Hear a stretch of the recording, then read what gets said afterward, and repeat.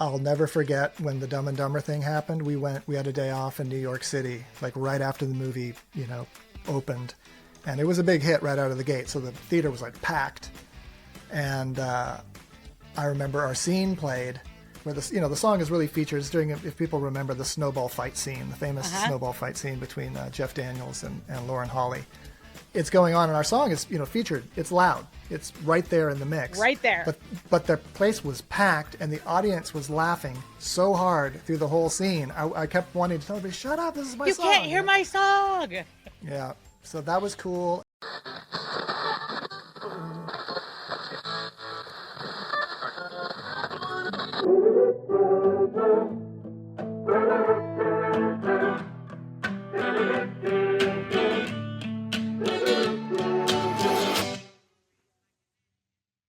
Welcome to the Sober Curator podcast, where sobriety isn't just a lifestyle choice, it's the ultimate life hack. I'm Alysse Bryson, your fearless guide to a world where hangovers are canceled, fun is mandatory, and we still know how to shut down a dance floor, just with better shoes. And I'm Tamar Routley, aka T-Bouge, your co-pilot, chaos coordinator, and the one who keeps Alysse from turning this podcast into a full-blown reality show. Buckle up, sober party people. From lifestyle and travel to pop culture and zero-proof cocktails, we're serving up the stories, trends, and guests that prove sobriety isn't just about what you're missing. It's about finally remembering where you left your keys. Let's get the party started. Welcome back to the Sober Curator podcast, where pop culture and sober living go together like mocktails and midnight charcuterie boards. I'm your host, Alysse Bryson, and today's guest is one of those artists who didn't just ride the wave of 90s alt rock. He helped shape it. We're talking tunes, transformation, and a whole lot of creative mojo. Pete Droge is a legendary singer-songwriter, producer, and all-around sonic storyteller. You may know his hit, If You Don't Love Me, I'll Kill Myself, from Dumb and Dumber. Iconic. But Pete isn't just stuck in the 90s, although we do love a good throwback. These days, he's crafting beautifully introspective newsletters on Substack, curating unreleased gems on Disco, and dropping behind-the-scenes nuggets from his rich musical archives. Oh, and we mention that he's navigating all of them through a sober lens? He's a rock and roll renaissance man, minus the hangover. Pete, welcome to the show. Thank you for having me. Good to be here. It was so fun that our paths originally crossed earlier this year in the springtime at the Dreaming in Analog concert that I helped work on with my very dear friend, Nicole Sievers. And that is the first place I heard you play live. I had never heard you play live before. And I immediately became obsessed with the song Kid that you performed. And I'd love to just jump in right there because I've had that song on repeat all summer. Like, I can't get enough of it. Yeah, that's a very special song. It's the lead track on my new album, Fade Away Blue, which comes out on August 22nd. The cornerstones of the album touch upon my experience as an adoptee. And there's a couple songs that address, maybe we'll get into this later, that talk about my search for my birth mother when I learned that she had just passed away. So those are, part of the adoption story. And then the flip side of the coin is You Called Me Kid. Like I said, the lead track on the album, that's a song of love and gratitude for my parents who are both since passed away. In fact, my mother passed away just 3 days before the single came out this year. I saw that. My heart was like, ugh! Yeah, that was crazy timing. And I did have some really special moments with her at her bedside in the final days where I could play the song for her in sort of a relaxed, mellow, finger-picky acoustic version. And so those are memories that I will always cherish. But yeah, the song was originally written for my father after he passed away back in 2015. Mm-hmm. And what I said when I was playing it live is, I wrote it for my dad, but I dedicate it to both my parents. The lyrics, the chorus lyrics are, You called me kid, and I can't thank you enough for what you did. You called me kid, never in this life could anybody find a more generous or precious gift to give. So that pretty much says it all. It's a 3 chords and the truth kind of song. Mm-hmm. There literally are the same 3 chords over and over through the whole song. And the verses just paint these different pictures of my relationship with my dad. Mhm. And in fact, I just thought of this. There was a verse that I chopped out that reminisces about some time we spent in New Orleans. My dad was 6'6". 6'6". Yeah, six foot Wow. 6. Basketball player at Kansas State University. They went to the Final Four when he was on the red shirt, which is like an inside baseball kind of term for basketball. Okay. But anyway, when I was 19, we went for a vacation down to New Orleans, and one night I decided I would try to match my dad drink for drink. And so the lyric in the verse that got tossed out says, drink for drink in New Orleans. What a crazy way to turn 19. We stumbled out of We stumbled out of the Hurricane, which is the name of a bar there, caught the trolley on Canal Street. But anyway, that was another life ago. Back Yeah. in those days. Back in those days. How long have you been sober, Pete? It will be 30 years without a drop of alcohol in December. That's And then, 3 yeah. decades. That's a long time. That's a good amount of time. I That's a have, good you know, chunk of some time. of that time I was, what they call California sober. Uh-huh. But never. Thank you, Demi Lovato, for that. Is for that where that pop came from? culture phrase? Yes. Yeah. Well, but at the but moment I'm completely clean and sober. clean and sober, and Yeah. 30 years means you've seen a lot, and obviously, there's been loss, right? But you've also benefited from so much of being able to be present and like have moments like you had in those last days with your mom that Right. you would never have had if you had not gotten sober. Yeah, I never looking back, I feel 1,000% committed to it. Mhm. It's interesting, a lot of people ascribe to the, one day at a time factor. I took kind of a different approach where I just sort of decided that I was just going to once and for all decide forever not to have another drop. I had many, many instances where I was like, okay, I'm going to slow down on my drinking and try to drink in moderation. All these deals that I'd make with myself many, many times. And I'd make it maybe 3 nights, maybe 4 nights. Yeah. And then, the sun's coming up and I'm completely hammered. So eventually, for me, rather than kind of playing that cat and mouse game with myself, I just said, you know what? I have enough evidence that this isn't a good thing for me, and You didn't that need to do any more research. I had done my research for sure. Yeah. Ample research. But it's not always yeah. easy. I mean, even making that decision forever, like, I'm not going to say cravings because I don't actually believe cravings happen after the first couple of days or first couple of weeks, but that the obsession of the mind, how do you keep that at bay? It's been so long that, I don't crave or think about it at all. There's like, I had a friend who, we were sharing recovery together at one time, and he kind of had this spiel of like, I'd like to think that I can just have a glass of wine at dinner at some point.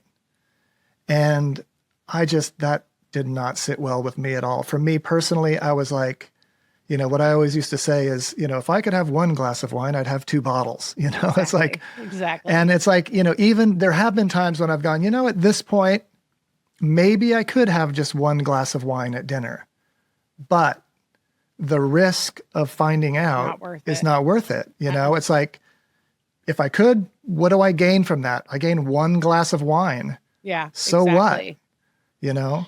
And then, on the flip side, the risks involved would be I would find myself waking up at sunrise completely out of my gourd. And were you a blackout drinker? I was definitely a blackout drinker. Oh, yeah. Yeah. Yeah. So getting sober from alcohol 30 years ago was not really common in your industry. What was that like? Because everybody around you was not sober. That's for sure. That's true. I did have some really, really excellent role models close to me. Mm-hmm. I had one friend who was, a massively successful rock star, household name band, who just preceded me in sobriety. That was a good example. My producer was a sober guy. At the time in my touring band, my drummer was really, really into sobriety.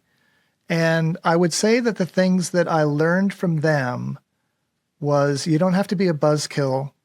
The party doesn't have to end. Like you can still have a great time without alcohol. In fact, you don't have to worry about making an ass of yourself and blacking out and doing things that you regret in the morning. So I had really good, also my bass player at the time was a dear friend and a role model, a good bit older than me. So I had these really great role models in my life where I could kind of see that, among all the craziness of life on the road, these friends were able to exist, have a great time, and be super cool. It wasn't like they were, squares or something. They were right.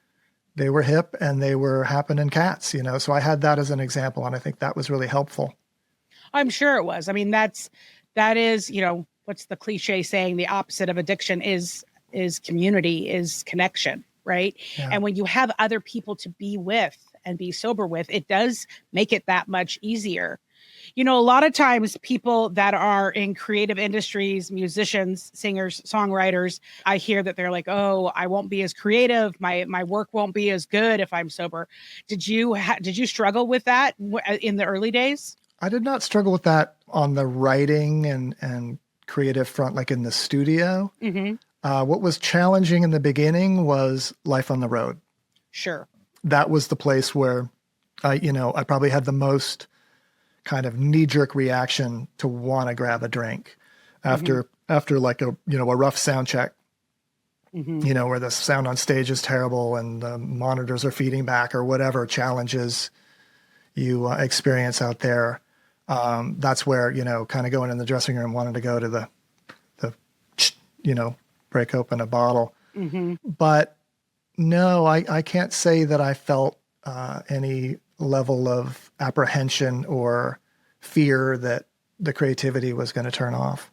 Mm-hmm. And I've written a lot of songs in those years. So you have written it's a all lot of worked songs. out all right. Yeah. Can you have a favorite song? You have so many good ones. Like, is there a favorite? I mean, sometimes I look at some of the songs you have and I'm like, do you get tired of singing them? Like at some point, have you sung it 1,000, 2,000, 3,000 too many times where you don't want to sing it anymore?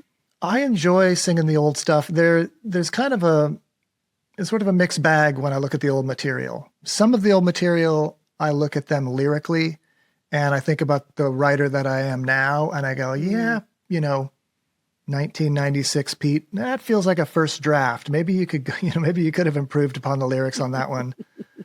But the songs, where the lyrics hold up, those are the ones that I enjoy singing most these days. And I don't burn out. I haven't toured a lot. So, I don't have that sort of history like a lot of artists my age do, where they've just been hammering it for decades. I toured a lot in the 90s, a good bit in the early 2000s. But at the end of 2003, when I wrapped up a tour with a side project band with Matthew Sweet and Sean Mullins, we were called The Thorns.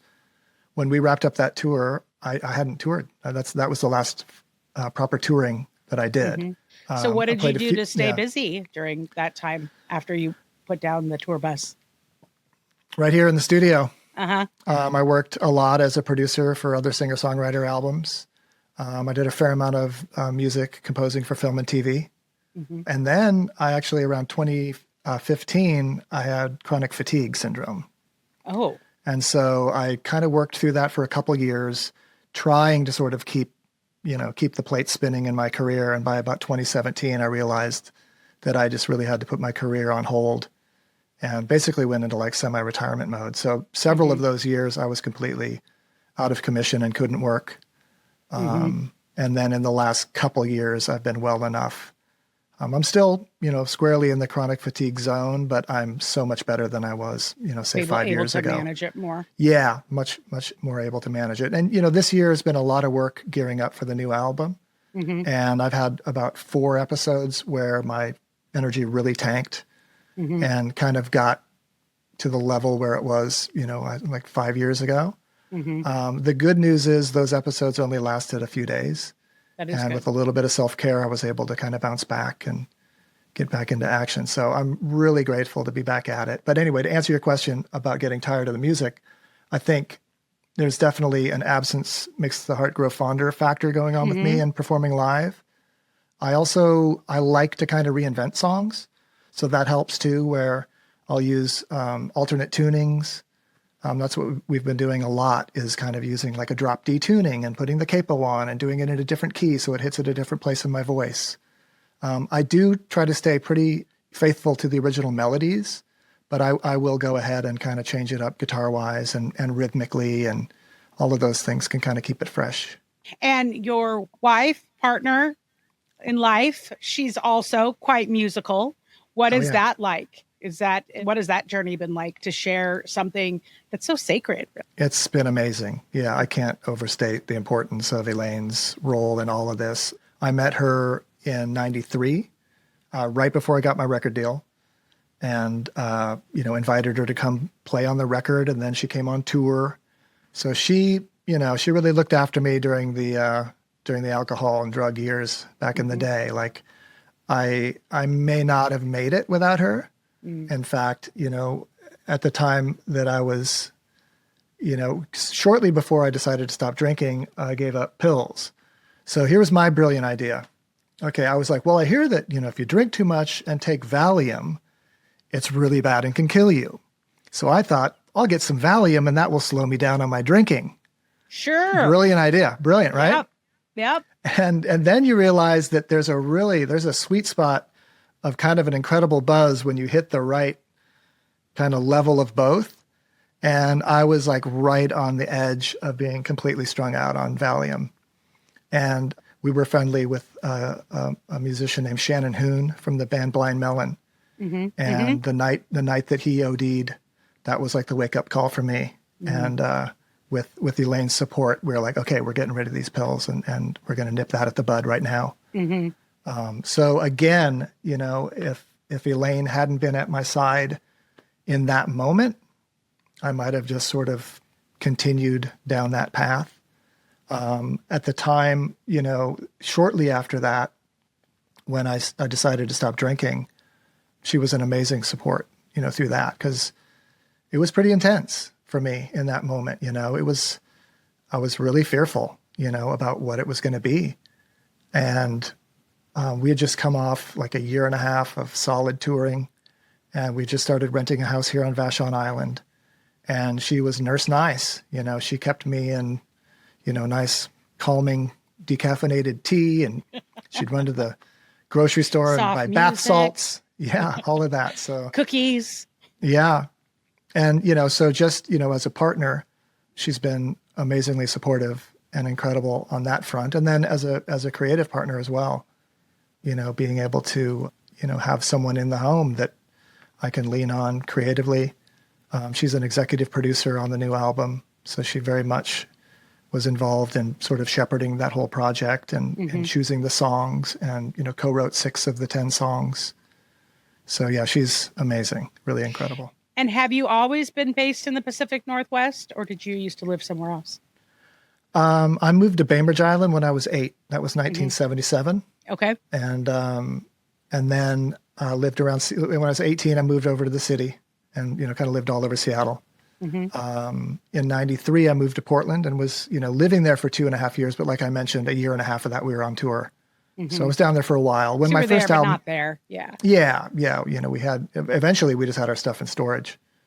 But yeah, I did some time in Portland, but, pretty much a Northwest. I was born in Eugene, Oregon. But I was raised as a young kid, I was raised in Minnesota, Illinois, and South Dakota. Mm-hmm. And both my parents grew up in the Midwest. So since I was born on the West Coast, I feel like I'm West Coast with the Midwest rising, if you sort of use an astrology kind of thing. I like that. that. So I definitely, spent a lot of time visiting my grandparents in Nebraska and Indiana. Uh-huh. Like I said, spent those really young years in the Midwest. So I definitely feel, and my birth family is from Ohio. So do you feel like the Midwest has influenced your writing or your music styles in any way?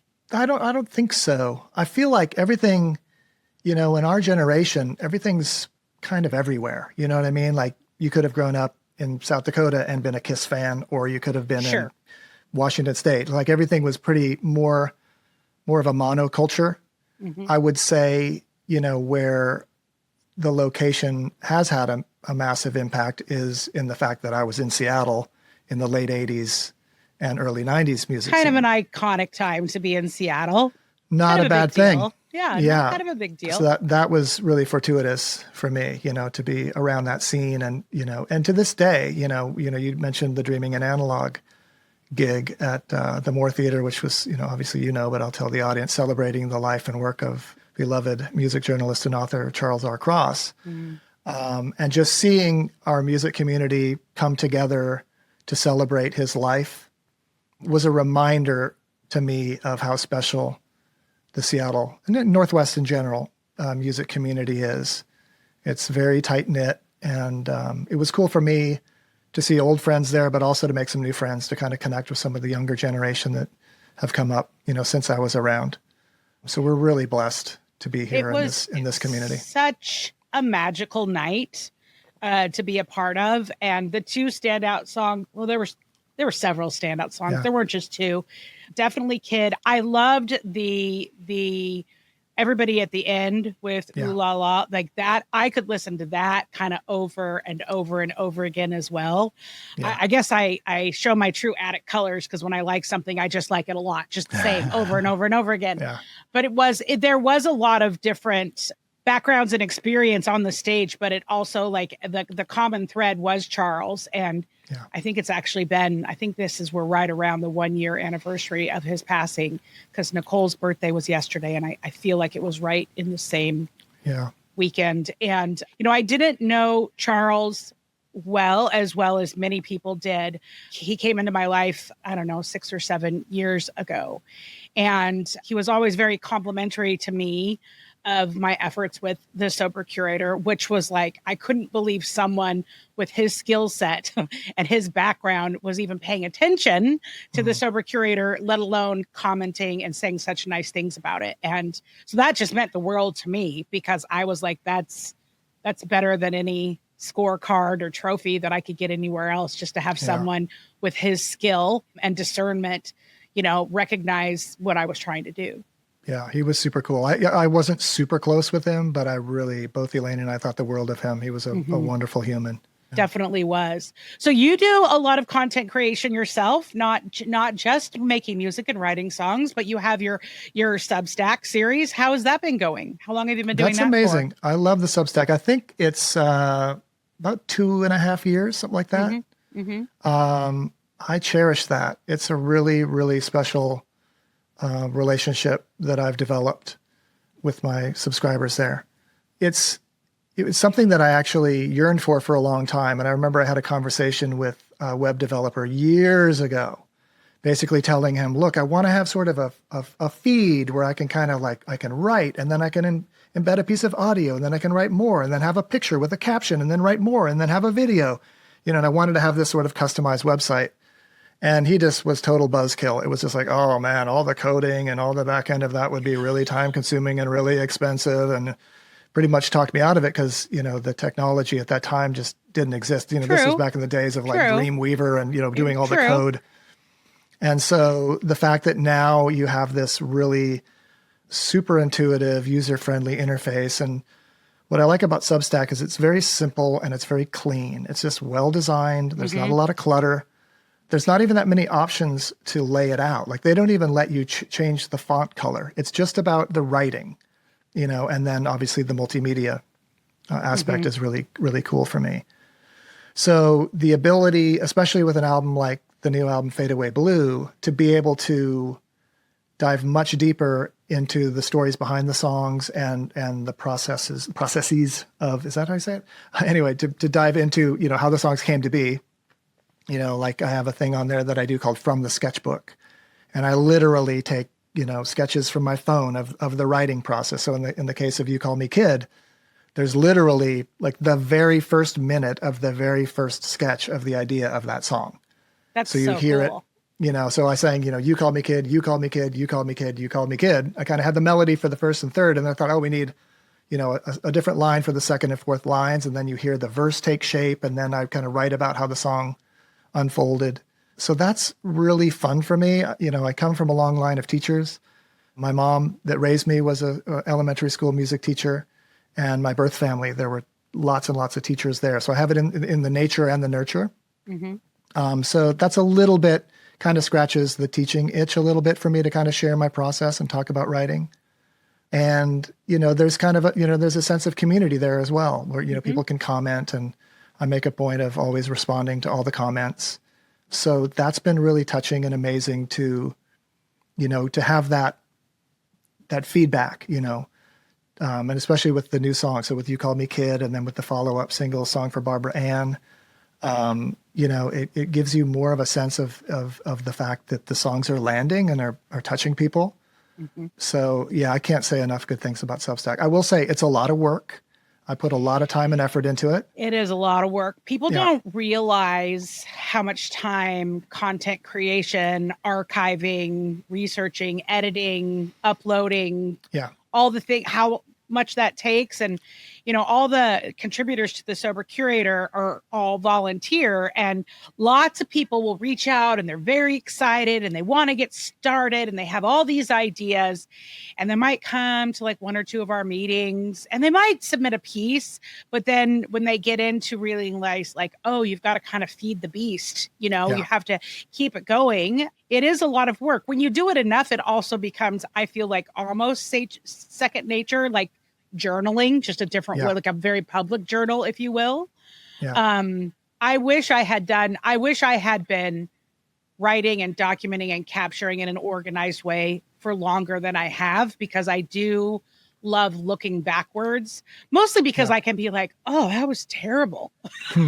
I've gotten so much better now. I've gotten so much better. Good for me, Yeah. Because it does take, 10,000 hours or something to get good at something. Yeah. So I do think Substack is a really great place for people to do storytelling using all the mediums. Yeah. It's really cool. And, and it's nice as a musician, it's also another income stream. So the way I set mine up, it's free to subscribe, and all the content that I share on there, all the demos, all the live videos, all the work tapes, all that stuff is free to everyone. But the premium subscribers, they get high-res downloads of all the rarities.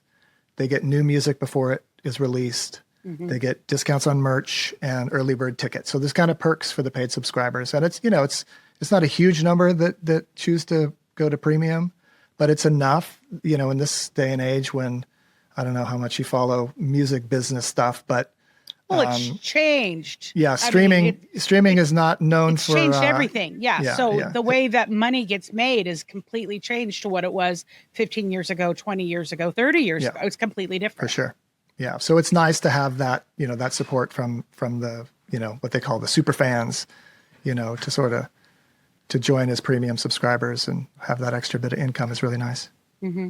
Did I see this morning that today is National Vinyl Day? Am I making that up? It's National Vinyl Record Day. That's right. Mm-hmm. Yeah. I do love some vinyl. I don't pull out my player very often, but when I do, you can't replicate the sound of vinyl in any other way. Yeah, it's great. I just got a new turntable and I'm falling back in love. With releasing the new album, and then I also have a deluxe double vinyl reissue of my debut album. It was called Necktie Second. Originally came out in '94, so we're doing a reissue of that. Actually, the Triple Door show on October 10th, that'll be celebrating the release of that reissue. So with these test pressings coming out, coming to my studio, I went ahead and threw down for a new turntable, and I've really enjoyed getting my old records out. And I've got a great record collection. I was reminded of it. I bet you do. I bet you have a very good record collection. Given your history in the industry and your proximity to the Pacific Northwest, I bet you have a very good collection. Yeah. Do you? What about cassette tapes? Do you still have a cassette tape player or a tape track? I have a couple cassette tape players. Yeah, I don't use them often. I have a lot of cassettes. In fact, Seattle music scene, I have probably some museum quality cassettes in a box in my closet, labeled 90s Seattle. And there's some pretty cool stuff. There's, demos from bands, that you would have heard of. And I don't know that anything says I love you more than a mixtape. I don't know. Yeah, it's pretty good. It's pretty signature. Do you think that's why we have such an appreciation for the technology that's available today, because we grew up in an age that didn't have it at all? That's a good question. I might almost go the other way and sort of pine for the days when things were simpler and we didn't have all the technology. True. In a way, it's like, especially, when you talk about sort of the content creator what's the word, the sort of churn. It's like, at this point, I look back and I go, man, the business I came up in the 90s on major labels, I wasn't expected to be involved in any conversation around marketing or promotion at all. Mm-hmm. What about how you were styled or what you wore? Did you have any say in any of that? On some of the videos, they would hire a stylist. But in those days, I didn't really ever have to, just not wear what I wanted to wear. Mm-hmm. We did interesting anecdote about that. I mentioned that band, The Thorns, earlier. This was on Columbia Records, and it was a big budget photo shoot for the album cover and the video at the same time. And they did have a stylist there that, brought a bunch of clothes. And it's not like they told you what to wear, but like, what do you think of this? What do you think of that? I found kind of a cool coat that I liked. But as it turned out, the photographer who shot the cover photo, he just took us for a walk, like before the whole thing started. And so the cover of the album, we're all just wearing our normal street clothes, Oh, that's great. And I was fortunate in the early days. I was on American Recordings, which is Rick Rubin's label. And my A&R person was a producer who was also my producer named Brendan O'Brien. So I didn't have a lot of the classic major label meddling. It was a very artist-friendly label. There wasn't a lot of that kind of stuff. One other thing on the stylist front, speaking of the Thorns, anytime we would do TV, they would come at us and they put the gunk in your hair and they'd want to sort of flatten out the little flyaways on your hair. Yeah. And I would always have Matthew go to the makeup chair before me because he was relentless and wouldn't let him anywhere near that stuff. Like he would just like, no, you're not doing it, And so I would let him go first. And then that way I go, just like he said, I don't want you to touch my hair. Like him. Mm-hmm. Yeah. But anyway. What's it like to have songs that that you create in big picture films? Because you've had several. It's amazing. I love it. It's a great feeling. I'll never forget when the Dumb and Dumber thing happened. We had a day off in New York City, like right after the movie, opened, and it was a big hit right out of the gate. So the theater was like packed. And I remember our scene played where the song is really featured. It's during, if people remember, the snowball fight scene, the famous snowball fight scene between Jeff Daniels and Lauren Holly. It's going on, and our song is, featured. It's loud. It's right there in the mix. Right there. But the place was packed, and the audience was laughing so hard through the whole scene. I kept wanting to tell everybody, shut up, this is my song. You can't hear my song. Yeah. So that was cool. And, other experiences I've had when I've known my scene, it's kind of interesting. When I know my scene is coming up, I get kind of butterflies and nervous like you would before a gig. Like you get that sort of buzz. And that's kind of Was that what it was like with your performance at Almost Famous? Yeah, I remember going to a premiere screening of Almost Famous and being really nervous when I knew it was coming up, because I knew, when it was coming. And I was super nervous. Did I read that the building that scene was filmed in was like tore down like within a day of when you guys filmed there? We actually filmed our scene, the interior of the Riot House, as they call it, which is the Hyatt Hotel on Sunset Boulevard in LA. Mm-hmm. Mm-hmm. The interior shots of our scene actually were built on a soundstage in Manhattan Beach. Oh, okay. And then as they're entering the Riot House, there's a scene in the lobby, like Peter Frampton's in that scene. That was filmed in the actual location. And interestingly, they were about to remodel the hotel. They were about to update the lobby. Mm-hmm. And so the Almost Famous crew was able to go in and basically recreate everything as it was in 1973. Why? Well, that's so wild. It's so cool. Well, I mean, what haven't you done? You've had such a life. Who do you admire? Who are kind of your icons that you look up to or were role models for you outside of your parents? Leonard Cohen is a big role model for me, as a human. I'm really into Buddhist philosophy and meditation. And so his background in that world is appealing to me. And just, his dedication to his craft. When I mentioned earlier that, I look back at some of the songs that I wrote when I was younger and, want to go back and tell myself, maybe take a second crack at that lyric, how about a second draft and maybe a third draft? Leonard Cohen is, really, really known for spending a lot of time revising and crafting and, writing lots of verses and throwing them out. And So I really respect him, and he's so articulate. So I really look up to him. Brian Eno is another creative force that I really admire, just the way that he talks about process. I've always looked up to Tom Petty. He was a big hero of mine growing up. And then I was lucky enough to get to meet him and tour with him and be friendly for a while, and, got to spend some time in the studio while he was working and stuff like that. So he's someone whose integrity I really look up to, somebody who, look at his whole career path. He didn't sort of bend with the trends and stuff like that. He always did his own thing, and always to a high quality. Yeah. So those are the few that come to mind. I recently, last week, went and saw, totally changing subjects, but I'll bring it back around. I went and saw the Eminem documentary Stands that was basically done on his fans, the fandom that he has had over the course of his career. And he was in it, and he talked a lot about getting sober and what that was like. But I really stopped to think about, wow, I don't really think about what it's like to get fan mail, to get people not just sending you letters, but sending you stuff, like just making you things. Like, did you experience, what was fan mail like for you? It's interesting. We had a thing on my first album where we didn't put the lyrics in the artwork of the album itself, but we had a thing in there. If you'd like the lyrics, send a self-addressed stamped envelope to P.O. Box, blah, blah, blah, Portland, Oregon. So that was my first experience with that. As we went away on tour, and then when we came back, our house sitters, had this pile of letters, and that was super fun. It was great to read that. A lot of those letters began by saying some version of, I heard your song in Dumb and Dumber, and then I went to the record store, ... And you would get, drawings. I had a fan recently send me like a really big cribbage board with like illustrations of like my song titles and a picture of me on wow. there. That was kind of groovy.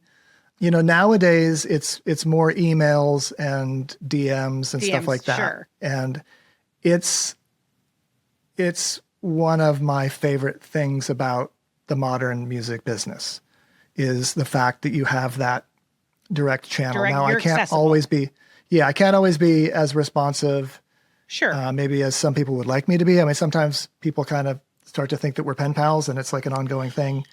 And I just, I don't get a ton of it, but I get enough that I just can't really sustain. I think these people would want me not to be constantly fielding direct messages and emails. The opportunity cost of doing too much of that is I'll never write another song. So, fair. That's a very good but point. it's like I mentioned earlier, it's been, especially with this new album and the deeply personal songs that I'm releasing and the stories around the songs, it's been heartwarming and incredible to hear from people. Yeah, it's really, really super cool. So fun. Well, as we start to wind this conversation down, one of the things that I'm obsessed with at the Sober Curator is pop culture. I love it. I'm a Northwest gal. I'm an 80s, 90s gal. I can't get enough of it. So I'm just going to ask you a few, just kind of hit questions that you can either answer or we can pass. Okay. What is your drink of choice? Sparkling water. What is your sober superpower? What are you gotten really good at since getting sober? I would say just clear, honest communication, untethered by repetitive bullshit.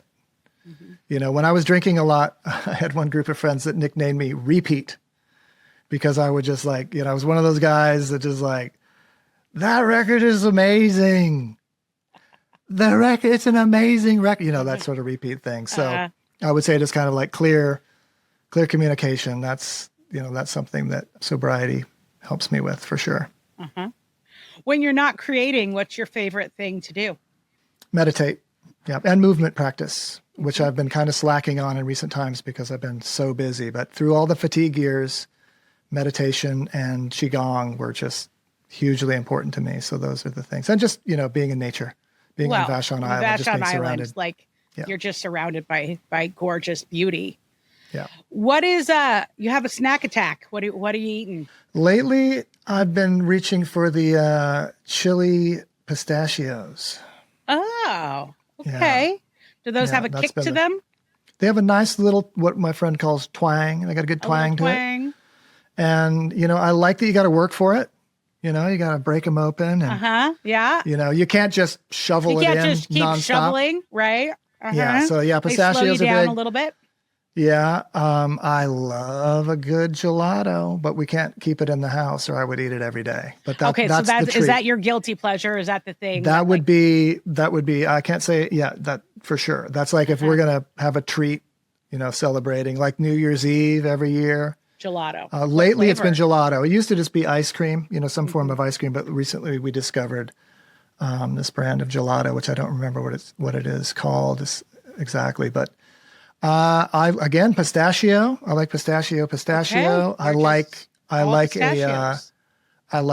There's one that's like a salted caramel swirl kind of thing.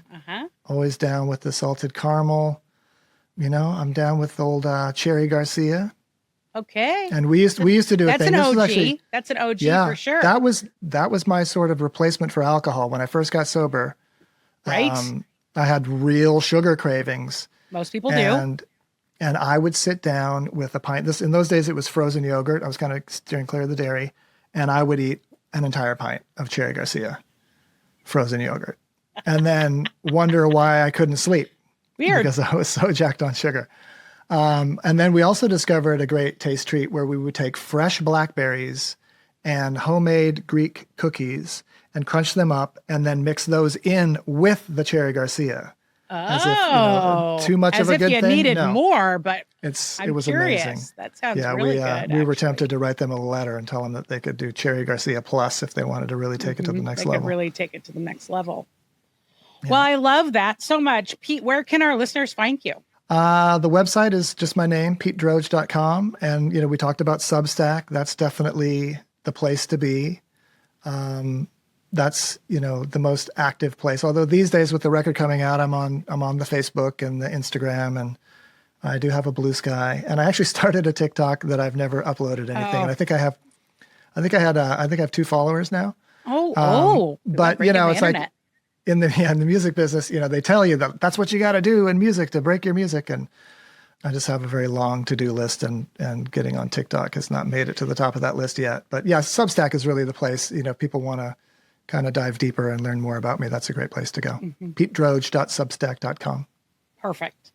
Yeah, I can't. I've tried the TikTok myself, and I'm not a TikToker. I can consume on TikTok. I had to actually remove it from my phone because I was going down all these rabbit holes and conspiracy theories. And I would call my sister or my best friend Libby and be like, blah, blah, blah, blah, blah. And they're like, you need to get off TikTok.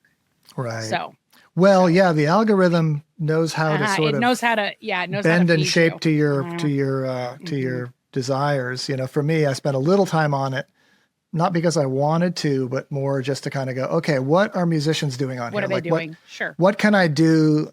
And again, with all the social media stuff, I try to come at it from a standpoint of something that's creative and enjoyable. So like, if somebody goes to my Facebook or Instagram, you'll see these videos that I make that I, little live videos, and I get in, I'm kind of a hobbyist cinematographer. So I use funky lenses and I do all kinds of treatments to the image and stuff like that. Lately, I've been making these little short videos using public domain archive footage. I'm a hobbyist editor, so I really enjoy getting in there and cutting these things together and timing it out with the music. And so I got on TikTok to kind of like look at what other musicians were doing. And there's a lot of other stuff on there that doesn't interest me. And it seems like the algorithm just was feeding me all kinds of stuff I didn't want. And then like I watched one Keith Richards video to the end, and then it's like more Keith Richards, Keith Richards, So anyway, I don't know. We'll see. Maybe, in time for the record to come out, maybe I'll actually post a video on there. Well, you're inspiring me to actually do it. Maybe you'll get up to like 10 followers. It'll be amazing. Who knows? Well, the cool thing was I doubled my followers in one day. That was amazing. That's, you can't beat those stats. Yeah. So that was my second cousin who was my second follower. So I don't know if that counts or not. Totally counts. It totally counts. Yeah. So, well, be sure to check out Pete's ongoing Substack newsletter. It's like VH1's behind the scenes, but smarter and way more personal. And don't miss his Disco Vault, where he's dropping unreleased tracks, vintage demos, and even some cassette era curiosities. Links are going to be included in the show notes. Pete, thank you so much for sharing your stories and your tunes and your honesty. And to our listeners, stay curious, stay creative, and keep showing up for yourself. Thanks for tuning in, because let's be real, we're way more fun than your ex's drunk texts. If you laughed, learned, or just need more of our voices in your life, honestly, I mean, who wouldn't? Hit that subscribe button, leave us a review, and send this episode to your sober or your I swear I'm only drinking on the weekends besties. And if you have a story, feedback, or hey, maybe you just want to slide into our DMs like it's 2012, well, you know we're here for it. Find more curated magic at thesobercurator.com.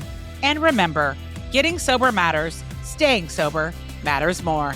Until next time, keep it real, keep it fun, and keep it sober.